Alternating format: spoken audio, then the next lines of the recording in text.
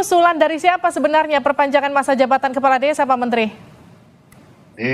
Pertama, Assalamualaikum warahmatullahi wabarakatuh. Waalaikumsalam. Mas Doli, Mas Arman yang saya banggakan, Mbak Liviana. Jadi ceritanya kalau dirunut dari ke belakang itu memang cukup panjang sebenarnya. Akhir 2021 itu ada diskusi-diskusi di desa yang dimulai dari kegelisahan atas kondisi desa pasca Pilkades. Sebagaimana kita semua maklum bahwa asas pengaturan desa itu kan ada 13, Mbak. Asas rekognisi, pengakuan terhadap hak asal-usul, asas subsidiaritas, asas kebersamaan, kegotong royongan, kekeluargaan, musyawarah, demokrasi, kemandirian, sampai pada keberlanjutan.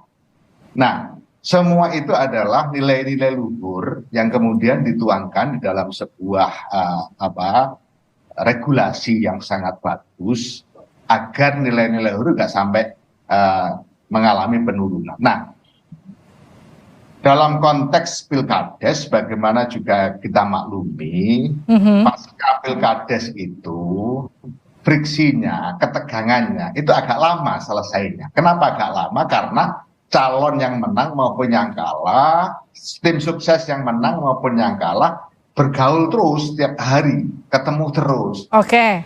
Ada yang syukuran, yang sini tersinggung, agak kecewa. Beda dengan bupati. Kalau bupati kan setelah menang atau kalah nggak ketemu lagi dengan warganya. Paling 2 bulan bahkan setengah tahun, baru setelah pelantikan baru ketemu lagi. Nah, dari situ sebenarnya diskusinya. Yang kedua juga ada kegelisahan, bukan hanya masalah itu, tapi masalah eksistensi perangkat desa. Jadi perangkat desa itu statusnya nggak jelas, P3K bukan, ASN bukan, sehingga gaji perangkat desa atau yang disebut dengan silpa, penghasilan tetap, itu seringkali hampir semua itu tidak diterima tiap bulan. Ada yang 3 bulan, 6 bulan baru diterima dan seterusnya, karena memang menggunakan skema ADD. Nah, begitu juga terkait dengan penguatan masyarakat di dalam keterlibatan perencanaan, pelaksanaan dan pembangunan. Nah, dengan kondisi pasca Pilkades yang cukup tegang itu, maka terpikirlah untuk melakukan penataan secara lebih holistik dan spesifik terhadap implementasi Undang-Undang 6 2014. Baik, Pak Menteri izin saya potong. 8 tahun, sudah 8 tahun, bentar ya, sudah 8 tahun, dan memang perkembangan kemajuan desa luar biasa. Kebijakan Pak Presiden mengalirkan dana hal percepatan luar biasa. Nah, dinamikanya menjadi butuh segera diatur lebih bagus, lebih akomodatif di dalam Undang-Undang nomor 6 2014 dalam bentuk review atau revisi. Nah, dari situlah awal misalnya. Baik, tapi kemudian gini Pak Menteri, izin saya potong. Ketika misalnya pun harus revisi undang-undang, apakah kemudian harus menaikkan atau menambahkan masa jabatan kepala desa? Lalu kemudian ini usulannya muncul dari kepala desa atau dari pemerintah sebetulnya, Pak Menteri? Betul, inilah kemudian ya termasuk di dalamnya bicara tentang masa jabatan kepala desa. Ya. Jadi semua revisi totalitas asalnya makro, kemudian yang seksi kan urusan peningkatan masa jabatan kepala desa dari menjadi. Malah awalnya 10 tahun, Mbak, bukan 9 tahun. Nah, saya mendampingi diskusi-diskusi itu, saya bilang kalau 10 tahun berarti kalau 2 periode 20 tahun. Ini agak krusial nanti bisa berhadapan dengan warga masyarakat karena jadi ini idenya dari pemerintah, Pak Menteri. 14 tahun. Ya. Ide perpanjangan masa jabatan ini dari pemerintah? Bukan. Jadi saya belum selesai ceritanya. Nah, kemudian ada asosiasi yang namanya Papdesi. Nah, dia melaksanakan rakernas 3 sampai 6 Juni itu merekomendasikan, dan itu mulai bergulir. Mulai bergulir agak mengkristal, kemudian agak mencuat. Itu adalah memang salah satu rekomendasi dari rakernas Papdesi yang dilaksanakan di Semarang. Jadi itu ceritanya. Oke, Pak Menteri, kemarin di medsos tuh ada pernyataan ancaman kepala desa, katanya kalau tidak dituruti akan berdampak ke pemilu 2024. Setransaksional itukah kebijakan ini, Pak Menteri? Saya pikir tidak sesederhana itu, Mbak. Semua orang tahu kepala desa itu memiliki independensi yang tinggi. Kepala desa itu tidak begitu tergantung ke atas, tapi sangat tergantung ke bawah, ke masyarakatnya. Atasan minta B, kalau masyarakatnya cenderung C, pasti kepala desanya lebih ikut ke C. Oke. Itulah kondisi kepala desa. Jadi kalau kemudian dikaitkan dengan transaksi politik dan sudah, menurut saya kok terlalu jauh dan itu agak kurang memberikan positioning kepala desa pada posisi yang proporsional yang selama ini terjadi di warga masyarakat. Tapi sikap Presiden seperti apa, Pak Menteri, sejauh ini menyikapi hal ini? Sementara ini Pak Presiden, kalimat yang terakhir beliau sampaikan adalah hari ini masa jabatan kepala desa 6 tahun 3 periode. Oke, 18 tahun. 9 tahun, 2 periode.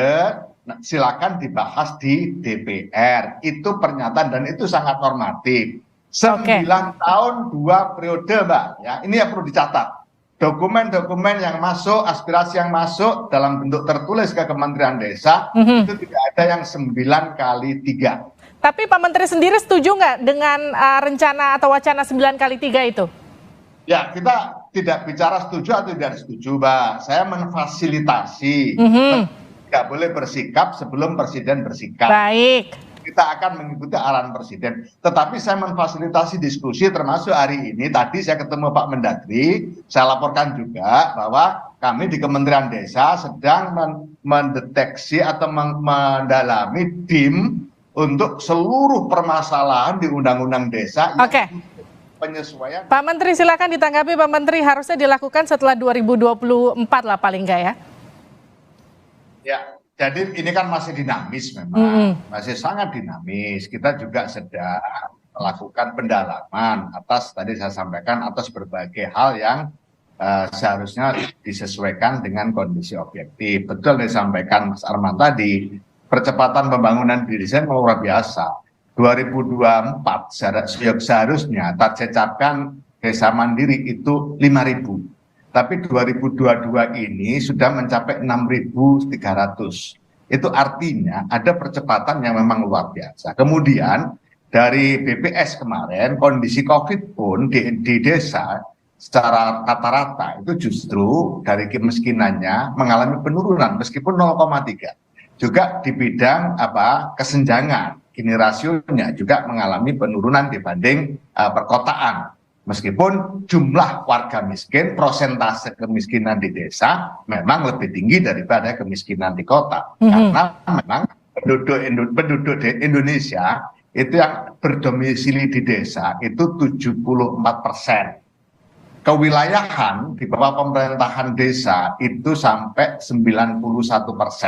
Sehingga ketika ini diakumulasi kebijakan pembangunan desa itu berkontribusi pada 84% bagi pembangunan Indonesia. Itulah makanya kita kemudian menyusun arah kebijakan pembangunan desa yang lebih konkret operasional dengan merujuk Perpres 59/2017 percepatan pencapaian tujuan pembangunan. Di sana jelas sekali menuju terwujudnya desa tanpa kemiskinan, desa tanpa kelaparan, pendidikan desa sampai yang ke-17 dan kita tambah lagi dengan goals yang ke-18 yaitu kelembagaan desa dinamis, budaya desa adaptif. Artinya pembangunan desa kapanpun tidak boleh tercerabut dari akar budaya yang ada di desa.